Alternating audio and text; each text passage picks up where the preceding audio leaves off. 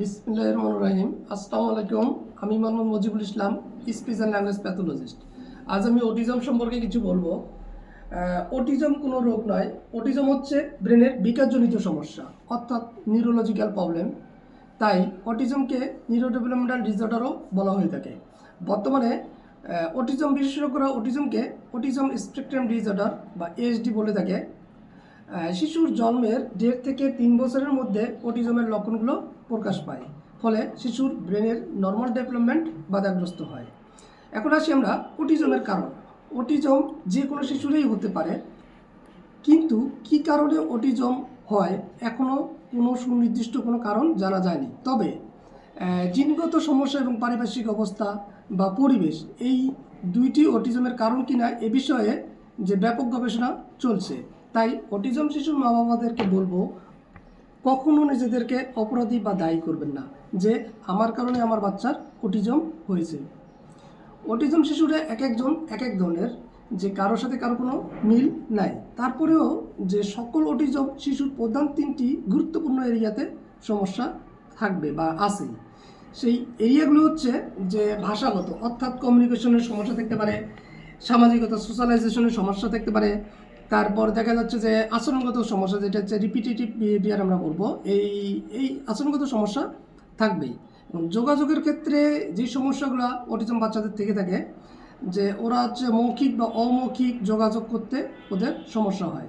2 বছর পরে কিছু কথা বলা শুরু করে,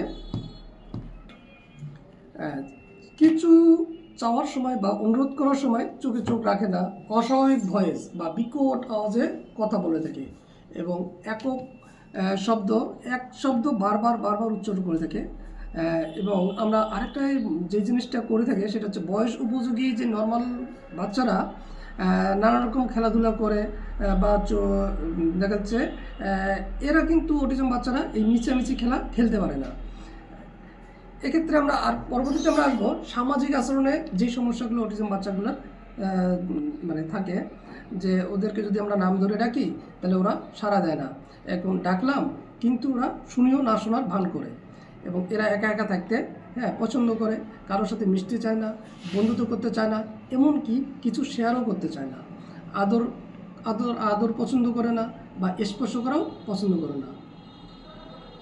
আচরণগত যে সমস্যাগুলো অটিজম বাচ্চাদের মধ্যেও সচরাচর দেখা যায়, যে এরা কি করে, যে একই কাজ বারবার বা একই আচরণ বারবার করতে থাকে। যেমন হাত নাড়ানো, বারবার নিজের হাত দেখা, স্পিন করা, যে শরীর দোলানো, বিভিন্ন জিনিস লাইন ধরে সাজানো ইত্যাদি কাজগুলো সচরাচর বারবার করে থাকে।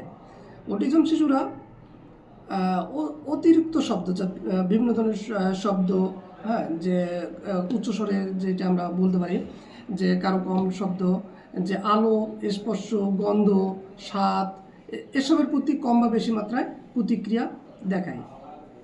তাই অভিভাবকদের কাছে অনুরোধ করব, আপনার শিশু যত তাড়াতাড়ি অটিজম আইডেন্টিফাই করা হবে তত তাড়াতাড়ি ইন্টারভেনশনের জন্য অবশ্যই স্পিচ থেরাপিস্ট ও অকুপেশনাল থেরাপিস্টের সঙ্গে যোগাযোগ করবেন।